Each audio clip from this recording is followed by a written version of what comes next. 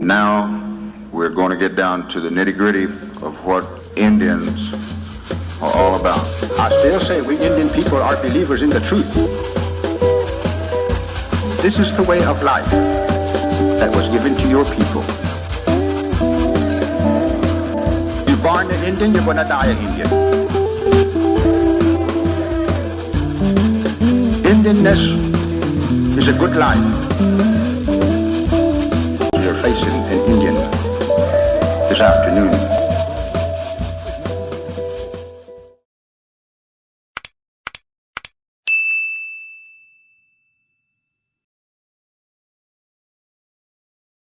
Tulsa Public Schools has proposed cuts to staffing of their Title VI Indian education program. The proposal is part of a broader attempt to address a $20 million budget shortfall. Title VI programs are funded by federal and tribal funds, and the program will continue at Tulsa Public Schools despite the staffing cuts. 7 resource advisors to the program would be cut and replaced by 3 student specialist positions.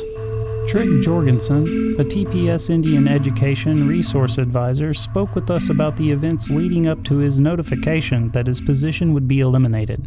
I am Choctaw Inupiat. My parents met at relocation.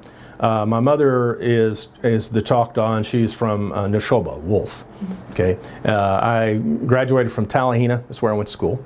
My father is from Kotzebue, Alaska. That's where the Inupiat side comes from. I taught at Okmulgee Public Schools for 9 years. I've been at Tulsa Public Schools now for about 6 years. I've been involved in tribal education, tribal administration for quite a while. Yeah, well, specifically whenever we first started our complaint, which was a long time ago in August, last August. Some of it was just we thought that it would be resolved very, very quickly, and but as we started challenging, one of the first things we challenged was which was dealing with sending out me, like the year before they'd sent me out to McLean for about a couple weeks, almost 3 weeks. Okay, we were like, well, how are you getting away with this? You can't. The reason being is because it's very clear inside the regulations that the funds for Title VI, just like JOM, are for cultural appropriate education. So when you're removed from that typical duties for 3 weeks at a time, that's correct. Who's taking care of that? They said that my pay was coming out of the general fund, but then I was like, well, then if you're paying out of the general fund, surely you can be affording a substitute. Right. Teacher. Like it could be anybody. They could be anybody. Who's qualified. And so this year, whenever they were sending out colleagues out, as a matter of fact, one of my colleagues has a long tenure there was sent out as a coach to an elementary school, and he was literally almost there in an entire month again. And so we started questioning this again. We said, who is this individual that's from talent management that's assigning us these duties? You know, and that our boss, Dieter Previtt, is allowing to assign us. And so we saw the name on the thing, and my colleague did the research. And then he was just scrolling, trying to see who this person was, because we were trying to say, okay, how does this person have the authority to assign us to a school, which is not supplementing anymore, it's supplanting. It's using our funds to provide for direct instruction. Okay, and are all those students native that you're? No, that's what I'm saying. It was, and so the kids, the schools they were sent to were not necessarily even high Native American population schools. As a matter of fact, the school he was sent to is not one of the 15 that they even list as the highest enrollment. You know, like Zero, Eisenhower, Hoover, Hamilton, some of those schools that have a high Native American population. And so he just started going through the Facebook, and then that's when we found Pocahontas. Okay. And that was one of the talent management. That is the individual that worked for talent management that was assigning us out to those schools. And so my colleague brought that to me, and I was like, this is disturbing. Yeah. The individual that's assigning us out there has, is showing red face, okay, and probably does not identify with us, with Native Americans. And so I just challenged the administration on that. When it came out later that she's married to our boss's stepbrother, then we were like, it looks like my boss is literally utilizing her connections to create what we considered a hostile work environment. When we started challenging on that, I think that created the pressure on her, and that's what led her to yell at my colleague, one of the tutors, Katie. At any time when By the you way, guys, and Katie is Mvskoke in Lakota. So, anyways. at any time when our Indian Ed staff is being pulled away from their normal duties into a substitute role, was anyone covering those duties that you guys were left? Absolutely not. So basically the Indian Ed positions were being left defunct and not... That is correct. And so what happened a long time ago is we had registrars in each school, okay? And so our resource advisors could coordinate with those individuals to make sure that the students that were Native would get their 506s in. And so as a result of that, the 506 program was robust. Okay, we had plenty of funds coming in because we were able to maintain the census. All right, Tulsa Public Schools, when they reorganized and they did away with registrars, then all of a sudden, when they centralized the enrollment over there, that meant that all of a sudden our duties of collecting 506s directly from those schools became more critical because they don't put it in the package. Like most schools, it's part of the enrollment package. Every year my kids go to school, there's the forms. And that's correct. And 506 is one of those forms. Tulsa did not have it inside their enrollment packets for the entire district because typically we're about 5% of the 30,000 kids. All right. And so they left it up to us to identify those students, which means that if a parent, and some parents don't even check I, they will check, some of them will check African American, some will check white. And so or multi. And so as a result of them checking that does not flag them that they are Native. Okay? And so we literally have to go to those school communities and find out who the kids are a lot of times. And so getting a 506 to keep the program alive becomes almost as more important than the actual services we need to do. And so then by them using us as substitutes in August, that means we're short-handed that many staff to go out and collect the necessary paperwork we do so that way we can maintain the tutoring programs and all those other programs that we do. One of the things that happened when when Deidre first came on board is she changed all of our schools. She changed us to, the TPS has got this, instructional leadership design, okay? And so they have these master principals that are over X amount of schools. So she came in and she changed all of our schools, our school assignments, not based on census, but based on the ILD system. Now the problem with that is that we have never met those individuals. And so I literally had to establish new relationships with new principals, new counselors, and new staff, and trying to educate them on what we do.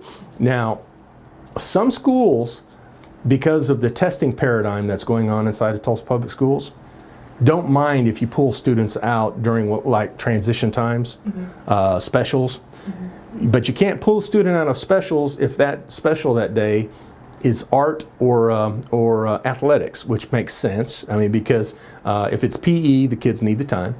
Okay. If it's art, they need that time as well. Okay. And so that means if we pull them out, it's got to be during some type of humanities or some other type of activity. Library. All right. Well, the only other time some schools, some principals will allow you to pull a student to work with them on cultural stuff or tutoring and things like that, sometimes it's almost impossible because they want you to do it after school. A lot of these kids catch buses. They want you to do it before school. A lot of these kids need their breakfast, okay? Or they want you to do it during their PE time. And what kid just wants to sit down at a desk? Yeah, what kid wants to get tutored during the PE? Okay, why am I getting punished? Yeah. And so coordinating with the local school to get access, like for instance this year the team I will be sponsoring is from Zero. Luckily for me, that principal and the staff have been embracing of me working with these kids, but I can only do these students once a week. Okay, so unlike Glenpool that has it part of their curriculum, Indian education, we are basically hit and miss, and it's based on when the kids are available. Like for instance, I have had Hale High School since I've started. That was removed from me this year, and there was actually no conversation about it. And so my other colleague had to pick that up because it was assigned to her, and literally no conversation goes on with the staff anymore. We used to have weekly staff meetings to outline stuff. I think it's purposeful. I think it's kind of like we started these grievances, started addressing each one of these issues last year. They did. My colleagues did. This year, I actually tried to make it more directly, forcing them to respond by putting it in writing, okay, and saying this is the crisis. Here's the grievance, okay. Before they were utilizing what I call as an informal grievance process.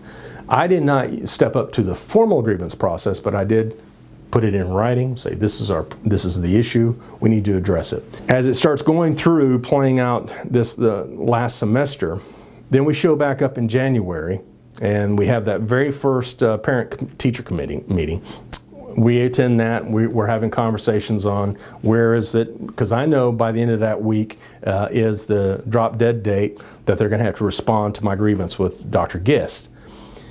Well, then that next morning, all of a sudden, Devin Fletcher, Dr. Grisso, and Deidre show up. We're having a staff meeting at 8. We haven't had one. It was unusual.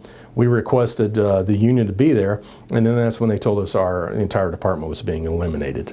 And that was after these, That's correct. And so one of the things that they did, as soon as we started going to the, we reached out to the leadership of the Mvskoke Nation, very responsive, very quickly. We were very happy with the response. Initially, the original grievances were sent to the representatives of the Cherokee and the Mvskoke Nation. Okay, just allow them to, and then I followed that up by sending the grievances out to the JOM programs to allow them know that there's going to be some difficulty that's going to be going on now. Mvskoke Media was also able to speak with Tulsa Public Schools Superintendent Deborah Gist about Dr. Jorgensen's allegations. Are the Indian education teachers funded by Title VI programs being reassigned as substitute teachers at schools? Whether the Indian enrollment is high or low, are they taken away from that specific duty and put into another? And that's one of the questions we had for you. Yeah, so the answer is no. We, as everyone knows, in Oklahoma have a massive teacher shortage for all of our kids, including our Native American students. This is a district-wide concern. So when I became the superintendent, the year before I came, we had 70 vacancies on the first day of school. So I knew that was unacceptable. So we ramped up our recruitment efforts. We've done a whole lot of things to try to make sure that we have a certified teacher in every classroom for the beginning of school. At the beginning of school, we, in the past few years, almost always have folks, but we don't always have them completely processed. And so every year, across the whole district, members of our teams who have teacher certifications are sometimes asked to go to a classroom to help the children in that class get their year started off. And sometimes that's a day, sometimes it's 3 days, sometimes it's a week. I've done it. Members of the team around here have done it. It is not that many people in the district. It really depends on what your certification is. So I've done it in the past. I did a 3rd grade, and then this year I was set to teach kindergarten, but the teacher that they selected ended up getting processed in time. So I set up the classroom and everything and then met with her, but she was able to start on the first day of school. So among the members of our team in Indian education this year, for example, two members of the team who had the certifications that were necessary were asked to fill this role that others, including me, have done. One went for part of the first day and then ended up kind of like my year this year where they actually had the person who wasn't needed. And then the second one was there for, I think, a little more than a week. So that has been very much misinterpreted as, like a kind of a regular use of our folks who are serving our Native American kids for just absences and things like that. And so, of course, we do not do that.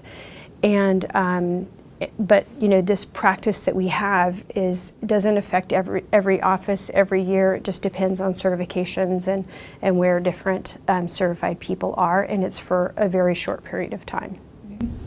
Does that violate the Title VI funding part, though? You might address that, because that's one of the claims is that they're funded through the Title VI program, and that the utilization of them as general education is the violation. Right, yes, and it would absolutely be a violation if we didn't make absolutely sure that it wasn't. So we have a lot of different resources in our district. We have our Title VI money, we have other federal funds. We have Title I being one of our biggest, and other funds as well. And so because this responsibility that we have, and it's typically about 10 vacancies a year, so we're not talking about a massive scope here that we're addressing at the beginning of the year.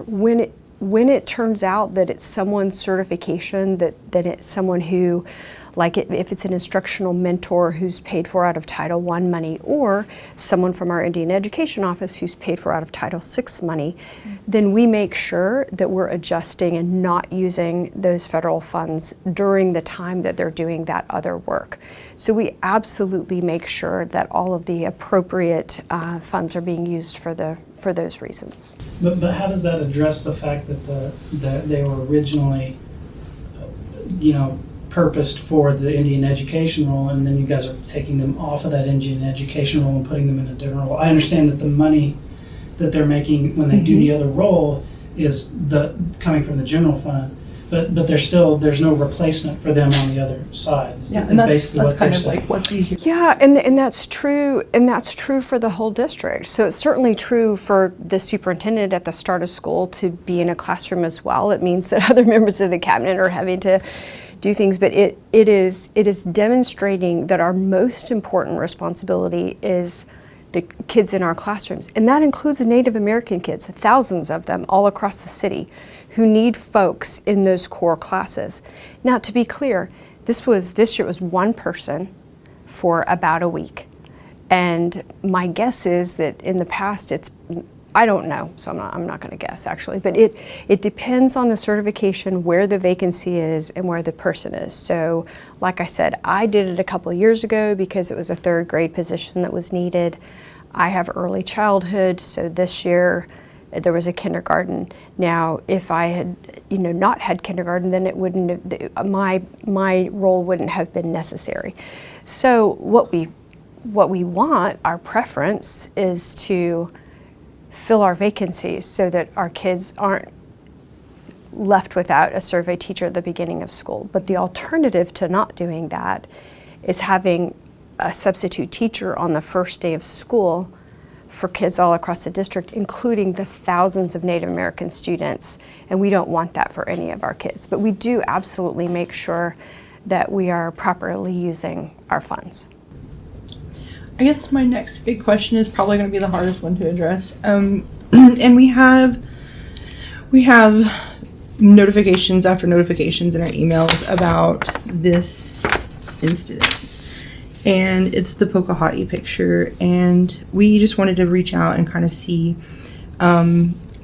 first of all, help us understand who this is, even because we are not privileged to all the structures and everything and how this all works out, but well, the allegations in this particular instance is, Dr. Jorgensen is saying that this individual in this picture is the person, the talent manager who is responsible for those reassignments into those general education substitute positions for these Indian education people. And he's saying that he filed a grievance based on this image and that it's a hostile workplace, etc. Is this person employed by TPS? Has there been administrative action in regards to this image? And where are we at with that? So a few things about this. I think the first thing and the most important thing is that our district is deeply committed to making sure that we are not just aware of the need to make sure that in our district we are aware of bias and racism, but that we are actively anti-racism, that we are actively, as an organization and as leaders, leading a school district in which we are ensuring that across the board that we have not just practices and systems and so forth, but that we are bringing employees along in terms of understanding and learning about even some, less sensitive things, but just how do we better talk about race with one another? How do we understand bias, including implicit bias that people don't even realize their mind is landing on. And so that's a way that we've led for the last few years, and that's very, very important. We have a whole body of work around that. We have equity ambassadors, we have training going on, we have all kinds of things happening in our district. What I can't do, because it's inappropriate, is to talk about a specific employee and whether or not there are personnel, what, if any, personnel conversations happened with an employee. That's just not something we can do. But what I can tell you is that the employee that people are speaking of, that this was almost 10 years ago. It was years before. She was a member of the team. And as an aside, she didn't post or label the picture. But none of that really matters in terms, we were clear from the beginning that there are no circumstances in which racism or racist posts or that is not acceptable in our district. But I've shared that context about when it was and things, because it doesn't mean that the issue doesn't matter, but I think it's important for people to understand the time frame.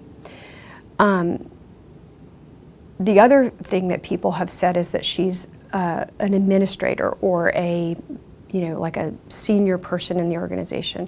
She's an hourly employee in a different office. She doesn't have anything to do with Indian Ed?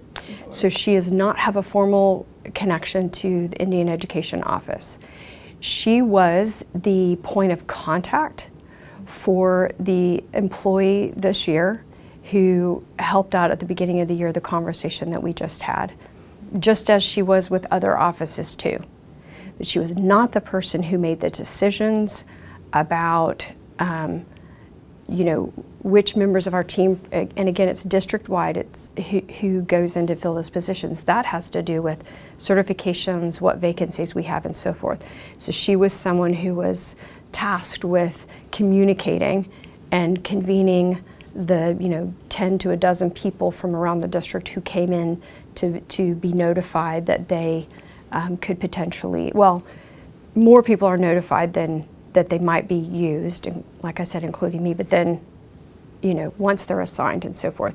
So that's the connection that she had to the team, was through that communication. And I also should say that, again, it's not appropriate, and so I'm not gonna speak to our specific engagement with her about this once we were aware of it last year, other than to say that, because it's public, that I do know that she has apologized. I also think it's important for people to know, and again, it doesn't change the concern about that people have about the fact that it happened, but I do think it's, again, context for people to just know as they're thinking about it, is that she is Native American, and as her husband is as well, and their children, of course. And so it doesn't take away from the offense that people feel about it, that I feel about it, especially, I mean, this has all been, a very much of a learning experience for all of us. I mean, the labeling of it is obviously wildly offensive. But again, she didn't label the photo. There's just a lot going on there. Here's the bottom line. We know that racist posts, whether they're intentional or unintentional, racially insensitive, to use your word, is unacceptable. We know also that we all have a lot to learn. And so while the labeling, I haven't talked to a single person who doesn't recognize that that's wildly inappropriate. Understanding the ways in which cultural appropriation is, what that means and why it's not okay, and what is Native dress, and when that's appropriate and when it's not, what's a costume versus what's a genuine reflection of one's heritage, and so forth. Those are all things that I think this is a teachable moment, and I will say that, as a teacher. This is a learning moment, it's a teachable moment, not just for this team member, and I assure you that it has been, but for our whole organization and the rest of the city, for that matter. So the other thing is that our team has met about this because we have this whole body of work going around what we label as equity, but there's a whole bunch of stuff in it. It's everything from looking at materials that our children are using in school to make sure that they're culturally sustaining for the kids and that they reflect the histories and lives and rich literature and everything that reflects the children in our system. But it's also, how do we as an organization make sure that as leaders and as individuals within the organization, how do we make sure that we know and that we understand and are learning? And this is a teachable moment. And so that work has been going, but when something like this happens, that's why we sat down and we said, okay, so when something like this happens, how do we then use that situation to make sure that that we're benefiting from that? Superintendent Gist also stated that Tulsa Public Schools will be sending out a survey to parents in the district for comment on what services they would like the Indian Education Program to provide the Native American students. None of the proposed changes to the TPS Indian Education Program have yet been enacted, and Tulsa Public Schools is still receiving input from parents, students, and tribal citizens. Mvskoke Media will have further updates in this developing story.